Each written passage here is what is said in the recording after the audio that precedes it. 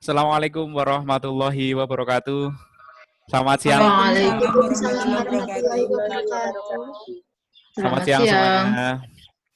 Siang. Siang. Kabar baik ya semuanya ya.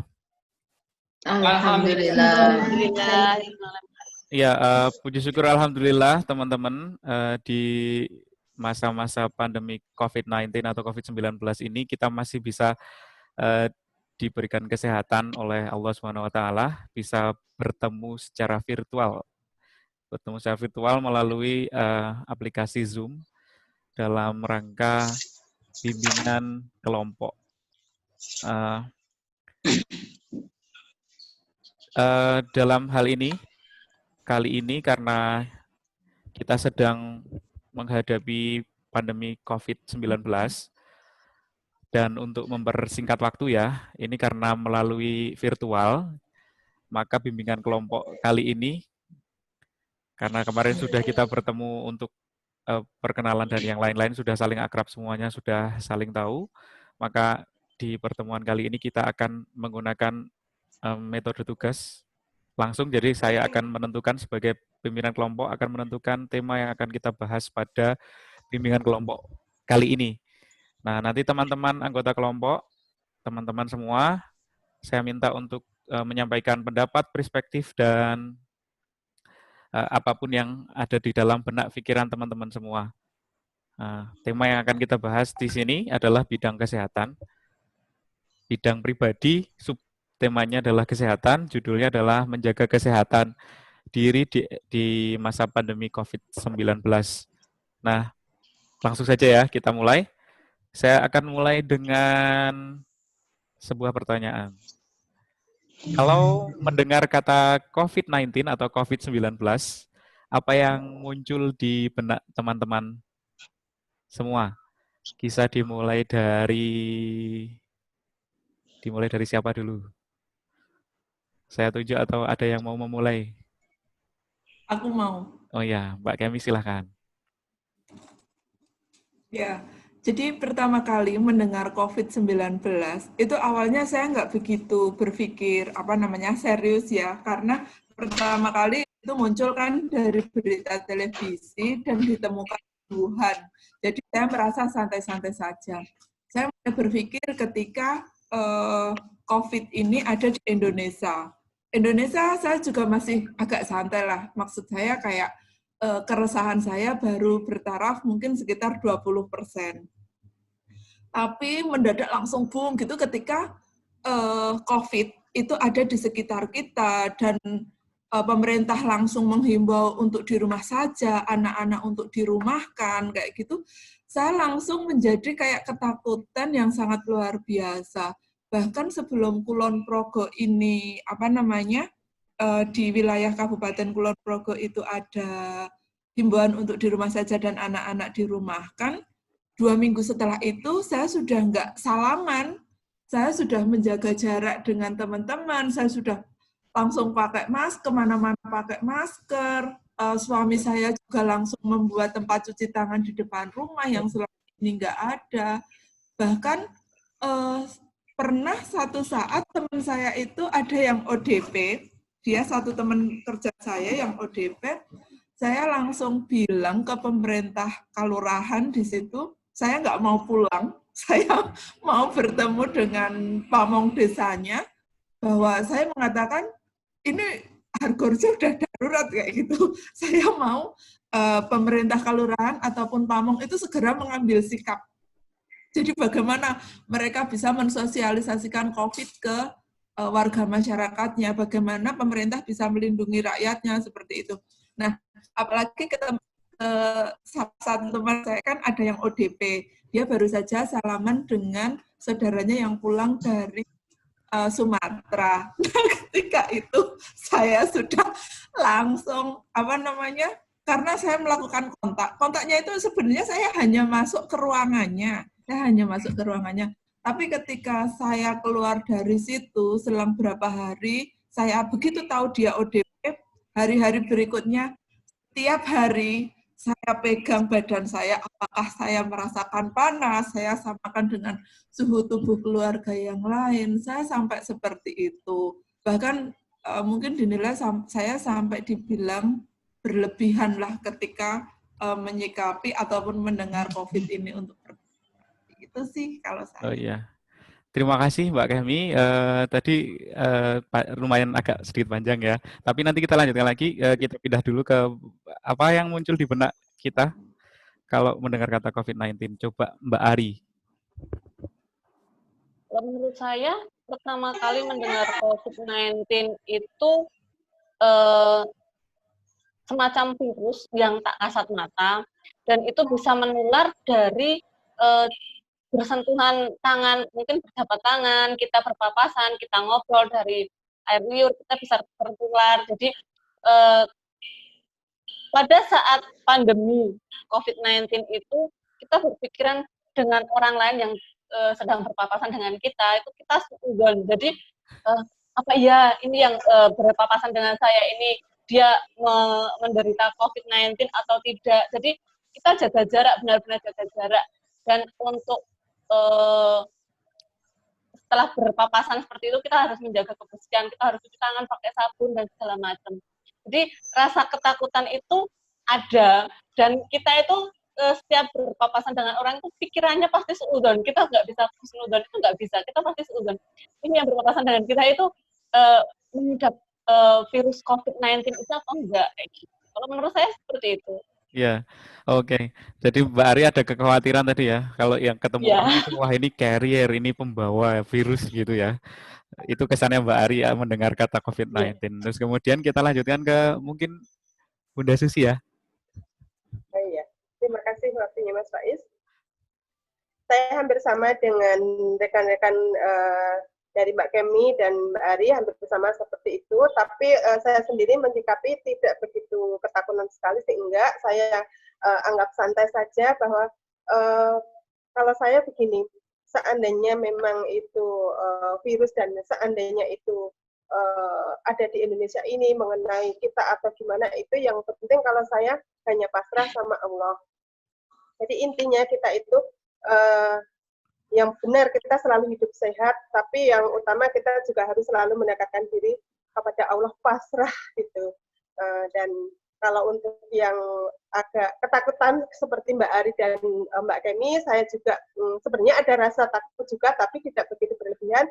Dan saya juga tetap selalu memberikan menyediakan cuci tangan di depan rumah. Terus saya sendiri juga untuk berusaha menjaga kesehatan dan jaga jarak itu juga saya ngikutin anjuran pemerintah.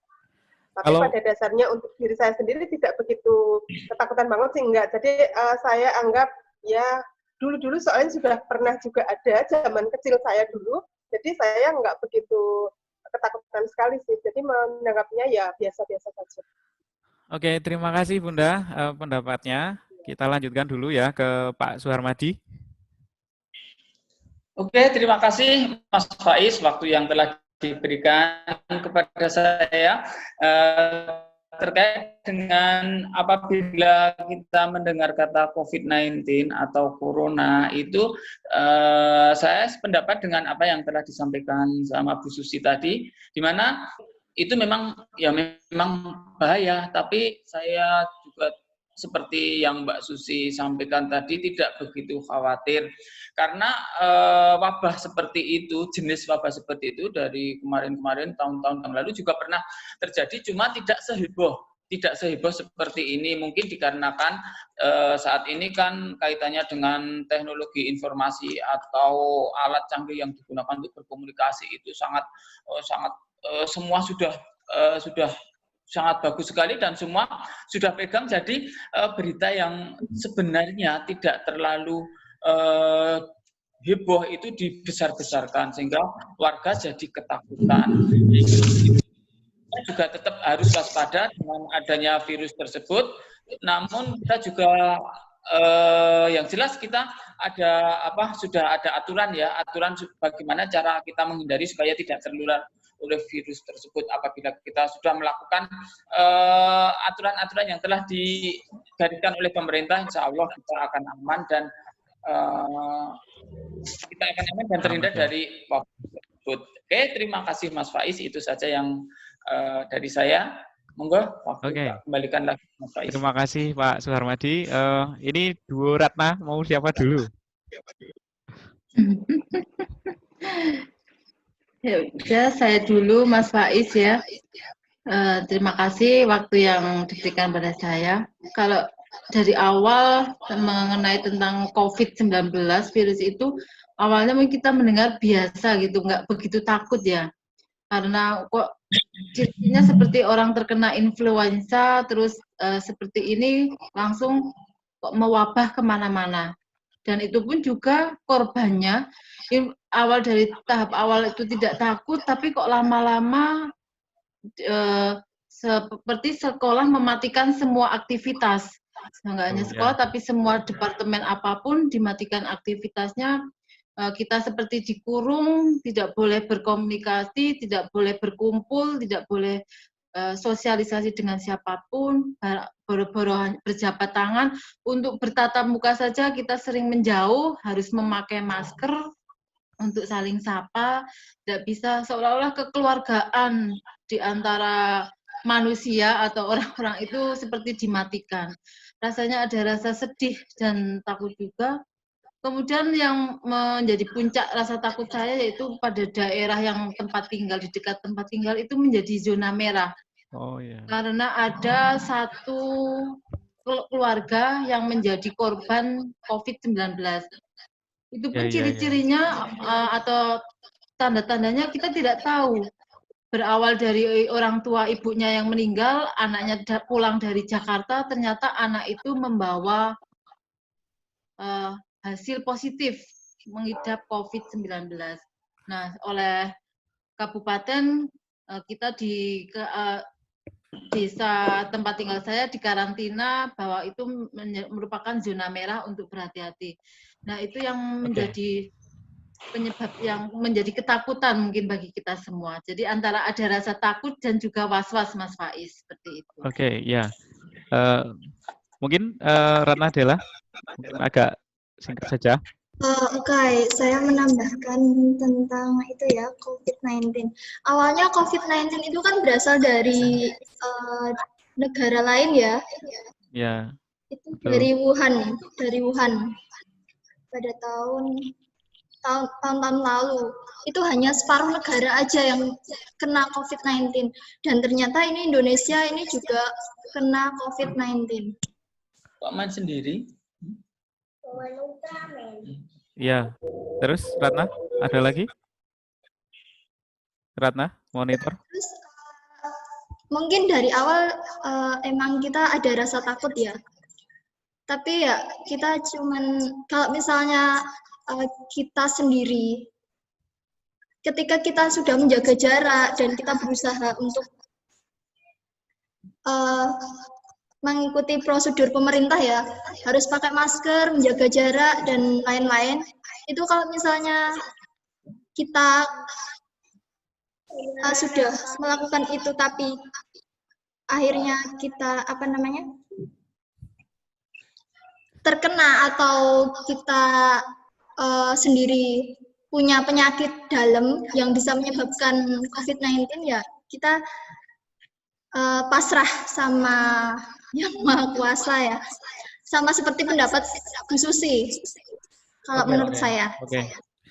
Ya, tadi mulai dari pertanyaan pendek saja, jawabannya ternyata panjang-panjang ya satu-satu masing-masing orang. Oke, tadi kelihatan ya pendapatnya. Suaranya jelas nggak ya? Jelas. Oke. Tadi sudah kelihatan ya bahwa pendapat dari Mbak Kemi, pendapat dari Ari, kemudian Pak Suharmadi, kemudian Bunda Susi, Mbak Ratna, dua-duanya. Ada dua ya. Sehat itu berarti sebenarnya ada dua ya. Sehat secara fisik dan sehat secara psikologis. Nah, kalau dari paparan yang tadi pendapatnya teman-teman kan ada yang was-was, ada yang takut, ada yang merasa kurang aman kalau ketemu sama orang lain gitu kan. Jadi kalau menurut teman-teman nih, Kalau Pak Suharmadi tadi bilang itu wah selama kita menuruti protokoler kesehatan pemerintah itu kan itu untuk menjaga apa namanya secara fisik ya. Tadi dari cerita teman-teman kan ada apa namanya tidak terganggu secara mental. Maksudnya terganggu secara mental itu apa? Ada yang merasa takut, ada yang merasa tidak aman dan seterusnya itu tadi. Kira-kira teman-teman punya atau sudah mempraktekkan apa nih? Punya cara apa atau sudah mempraktekkan apa untuk menghindari apa namanya ketakutan secara psikologis terhadap adanya pandemi corona ini, COVID-19 ini? Siapa? Kalau saya, ya, Ya, Bunda, silakan. kalau saya pribadi untuk menyikapi masalah ini dan kita berserah diri. Jadi intinya kita selalu berdoa, memohon sama Allah, karena kita juga orang Islam, jadi kita setiap kali habis sholat itu kita memohon sama Allah supaya kita semua itu diberikan kesehatan, keselamatan, dan berdoa mudah-mudahan COVID-19 ini segera berakhir dari muka bumi ini supaya kita bisa aktivitas kembali. Karena terus terang, bahkan saya sendiri juga merasa kena dampaknya, yang biasanya kalau di bulan-bulan banyak pengantin, banyak yang dirias untuk pada musim pandemi ini, saya sendiri juga kehilangan pekerjaan saya karena tidak ada pengantin yang dirias, jadi itu juga sangat berdampak sekali. Jadi menurut saya ya itu tetap selalu kita pasrah sama Allah, berserah diri dan berdoa. Itu aja Mas. Ya, terima kasih Bunda. Tips yang lain atau cara yang lain yang mungkin sudah dipraktekkan Mbak Kemi tadi gimana? Aku. Ya. Jadi dulu ketika setelah COVID ini merebak di kabupaten, terus pemerintah desa segera ambil sikap untuk sosialisasi dan lain sebagainya, saya akan mengalami yang namanya stres. Saya pikir saya stres dengan adanya COVID ini.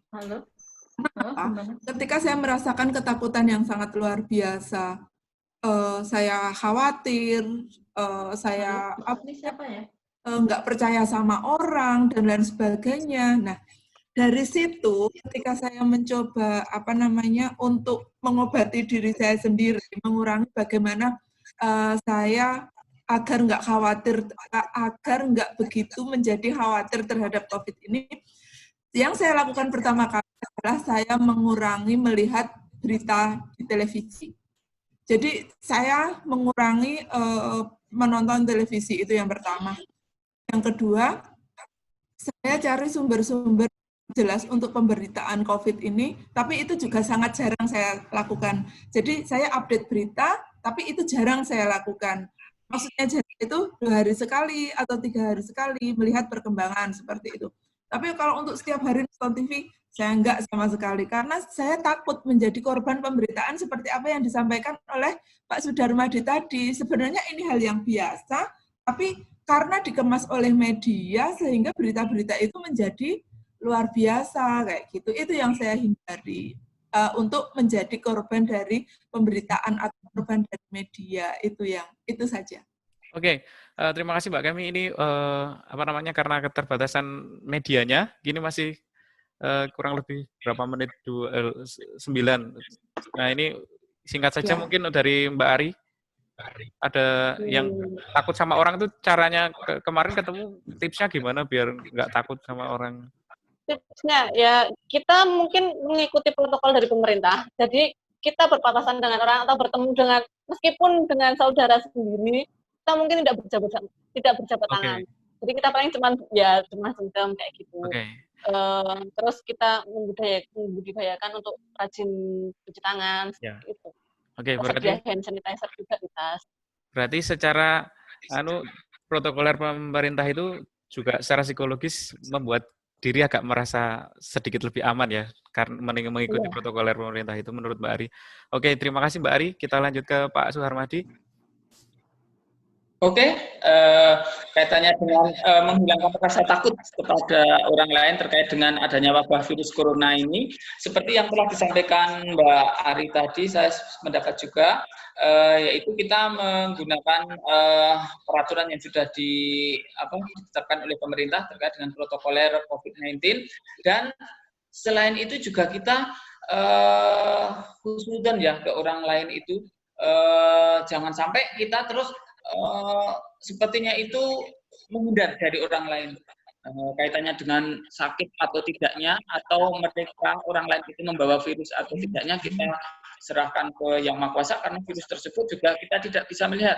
Namun karena kita sudah membentengi diri dengan protokol yang sudah ditetapkan oleh pemerintah, insya Allah terhindar dari tertularnya virus tersebut, sehingga dengan kita mengikuti perintah aturan yang sudah ditetapkan oleh pemerintah, kita jadi tidak ada rasa takut lagi berpapasan atau bertemu atau dengan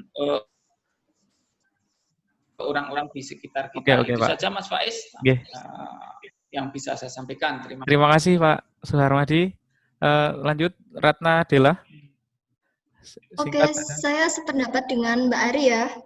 Itu kita bisa menjaga COVID-19 itu juga harus menuruti aturan pemerintah ya. Harus pakai masker dan lain-lain sebagainya. Oke. Sudah, kita gantian Mbak Ratna ya. Terakhir Mbak Ratna. Ya, kalau saya tadi setuju dan cocok sekali sama Bu Susi. Paling utama yaitu kita harus selalu berdoa dan mendekatkan diri kepada Allah, karena semua yang mengatur hidup dan mati kita, penyakit apapun, Allah yang memberi. Tapi juga dengan jalan hati-hati dan tidak terlalu cemas. Hindarkanlah pikiran dari kecemasan. Itu aja. Oke, terima kasih teman-teman masukannya. Bagus-bagus semua ya, saling memberi masukan satu sama lain. Tadi Mbak Kemi masukannya apa, Bunda Susi masukannya apa, Mbak Ari tipsnya apa, Pak Suharmadi apa, Mbak Ratna dua-duanya juga masing-masing sudah memberikan tips untuk menjaga kesehatan secara fisik maupun secara psikologis. Nah, setelah bimbingan ini tentu teman-teman punya kesimpulan masing-masing atas apa yang kita diskusikan hari ini. Maka dari itu, monggo teman-teman tadi sudah dapat masukan dari saling memberi masukan ya melalui diskusi ini. Kita cukupkan sekian untuk bimbingan kelompok pada siang hari ini. Terima kasih sudah berpartisipasi aktif bersama saya di dalam bimbingan kelompok pada siang hari ini. Saya akhiri, marilah kita tutup bersama-sama dengan membaca hamdalah. Alhamdulillahirrahmanirrahim. Assalamualaikum warahmatullahi wabarakatuh. Waalaikumsalam warahmatullahi wabarakatuh.